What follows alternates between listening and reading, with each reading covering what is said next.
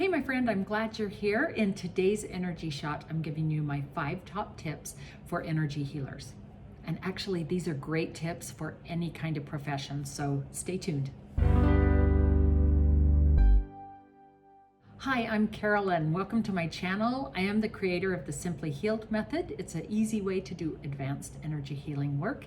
Energy healing work is just a way of keeping our bodies balanced and our energy balanced. It's a great little tool to have in your tool belt. So let's get on to those tips. All right, tip number 1, live in integrity. So I've taught people who want to be energy practitioners, healers. I usually don't use that word healer. In my world, God is the healer, I'm the helper. So energy healing practitioners or facilitators, I have taught and trained for many, many years. And that's the number one thing I tell them: you don't have to be perfect to do this. You don't have to know everything yet to do this, but just shine your light. Live in alignment on a daily basis, as close to who you know you want to be as you can. You know, things are going to come up in life, and we're going to have times when we get upset and we're not our best selves, but in general, live in integrity. You all know what that means. Okay, number 2 is motive. Be clear on your motives for doing this work. So it's really important, if you're doing any kind of healing work or actually any type of service work, to do it because you want the person that you're working with to know that they're worthy and deserving of love. You want them to feel loved by God, by people around them, by society. You're not doing it because you want to be the one being loved. You know, so no gurus here. The only guru is, gee, you are you. And that's who we want to honor, is that person. So make sure your motives are very clear, and you're choosing to really genuinely respect and be kind to that person you're working with. Okay, number 3, set aside judgment. So for the clearest intuition, you just have to set aside judgment. I actually, when I first started working, I wasn't quite sure if I knew how to do that correctly.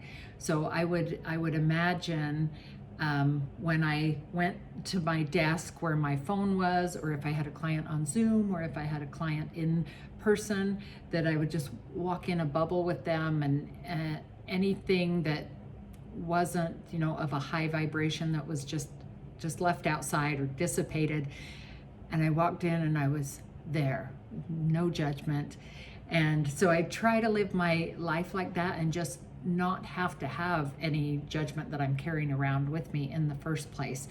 But again, we're all human, so that's just something to really pay attention to, is when you're working with someone, they may have beliefs completely different than yours. I've worked on people from all walks of life, and my goal is to get them feeling the best about themselves that they can be, get them connected with their power and their true self. Doesn't matter if I agree or disagree with the choices they are making in their life, but I want them to feel good about who they are, and so that they can be in that light for them. Okay, number 4, let go of outcome. This sounds easy, but it's a little tricky for people sometimes. So what that means is, after you've worked on someone, you've had a session, don't keep worrying about, was that okay? Did they like it? They didn't say anything. I don't know. Is this really going to help them? Let go of them. You've done the work. Trust that it will work. Trust they got what they needed to out of that session. And you carrying it around just makes it heavy for you, and it makes it harder for them to get past it also. You don't want to second guess how it went or how you did, because that's the ego. That's worrying about you. So you do your best. You do what you know how to do in a session. And whether you're a coach or a healer or a massage therapist, whatever type of work you're doing, You got to let go of outcome and just trust that they got what they needed, you got what you needed, and let it go. Don't keep carrying a session along with you. It does no good. Okay, number 5. Are we to 5 already? I have my notes right here. Yes, we are. So this one's obvious. Take care of yourself. Take care of yourself.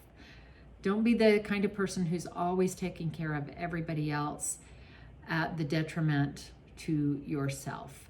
So, you know, all the obvious things. Drink plenty of water, especially if you're doing healing work, but everybody in their life needs to make sure you're drinking plenty of clean water. Get enough rest.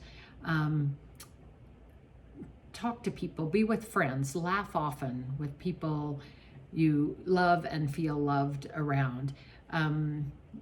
Eat clean foods. I know my intuition is so much clearer when I stay off sugar. So let me just recap those 5. Live in integrity, have clear motives, let go of judgment, let go of outcome, and take care of yourself so that you have enough in your cup to share with others. So if this was helpful for you, give me a thumbs up. Go ahead and subscribe if you haven't yet, and share it with a friend if you think that would be helpful for somebody you know. And if you want more information on my trainings or my private sessions, the links are below, and you can always find me at simplyheal.com. Thanks, my friend. Shine on.